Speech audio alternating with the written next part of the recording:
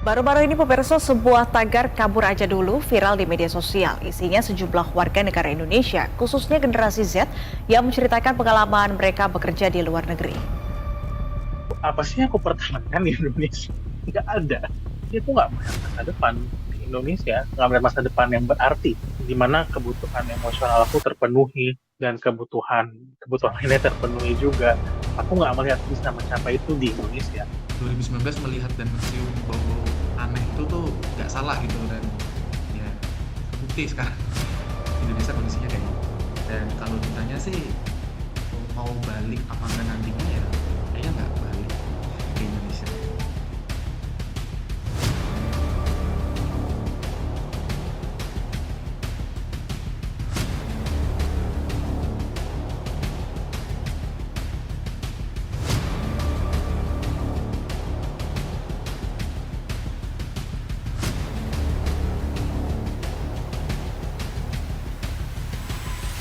Terkesan kayak oh mungkin kita dengan modal modal nekat juga bisa loh.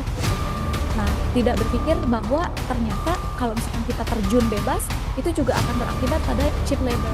Indonesia cerah. Masa depan Indonesia cerah. Saya sudah lihat angka-angkanya, kekayaan kita luar biasa. Tinggal kita bisa mengelola atau tidak. Kabur kemana? Ya kan namanya bang, hashtag kabur aja dulu bang di Mau kabur aja lah. Pulang balik kok.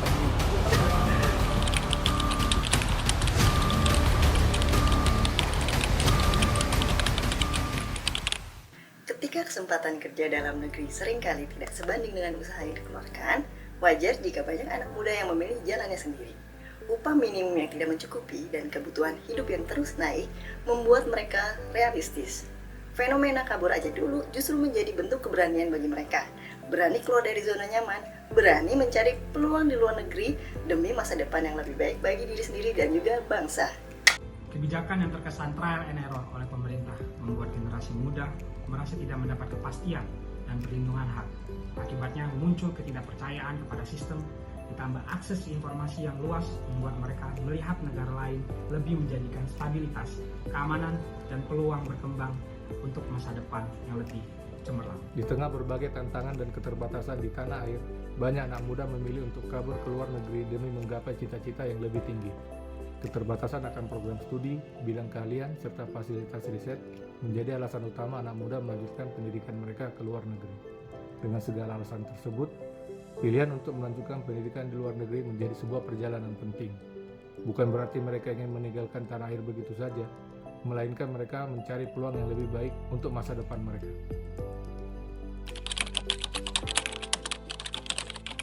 Akan kabur aja dulu seolah menawarkan solusi instan, menghindari masalah dengan pindah ke luar negeri. Kabur bukan solusi jangka panjang, justru itu membuat masalah menggantung dan semakin besar.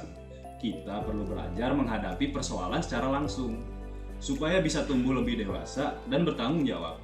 Tanggung jawab sejati bukan lari dari badai, tapi berdiri tegak menjadi mercusuar bagi yang lain. Tanggung jawab sejati adalah ketika kita memilih tetap berjuang meskipun sulit. Itulah karakter pemimpin-pemimpin di masa mendatang untuk bangsa Indonesia. Dalam budaya kita, ada yang namanya nilai dalam menghadapi masalah bersama-sama. Kalau kita semua memilih untuk kabur dan tidak menghadapi secara bersama-sama, solidaritas kita akan hilang. Akan mudah dari globalisasi dan lain-lain isu masyarakat untuk masuk dan menghancurkan solidaritas kita yang telah kita bangun selama ini. Apakah tren ini akan membuat individualisme menjadi lebih besar? Tentunya. Yang akan menjadi memilih untuk melarikan diri daripada harus berjuang demi bangsa dan negara. Apakah itu pilihan terbaik? Tentu saja tidak. Dari sisi pendidikan, tagar kabur aja dulu bisa menyesatkan jika salah dimaknai. Anak muda bisa berpikir bahwa lari dari masalah adalah solusi. Padahal, justru dengan menghadapi kesulitan, mereka belajar arti tanggung jawab, disiplin, dan ketangguhan.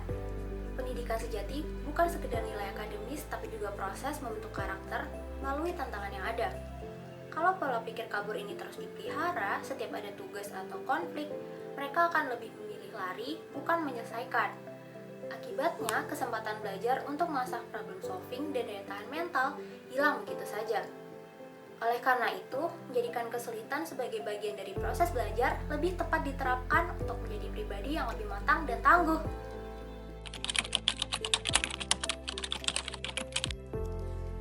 Kadang kita pilih buat kabur aja dulu dan itu nggak selalu salah. Dari sisi psikologis, kabur bisa jadi cara buat kita jaga diri biar nggak makin tertekan. Tapi kalau kebiasaan kabur terus, lama-lama kita bisa bikin lari dari tanggung jawab. Bisa bikin kita lupa kalau masalah itu harus dihadapi, bukan dihindari. Mungkin yang perlu kita garis bawahi adalah kabur boleh untuk menyelamatkan diri. Tapi setelah itu, kita kembali dan selesaikan masalah yang ada. Karena kabur seharusnya hanya menjadi jeda, bukan akhir dari perjuangan. Yang penting, dimanapun kita berada, baik di tanah air maupun luar negeri, kita tetap bisa berkontribusi bagi Indonesia.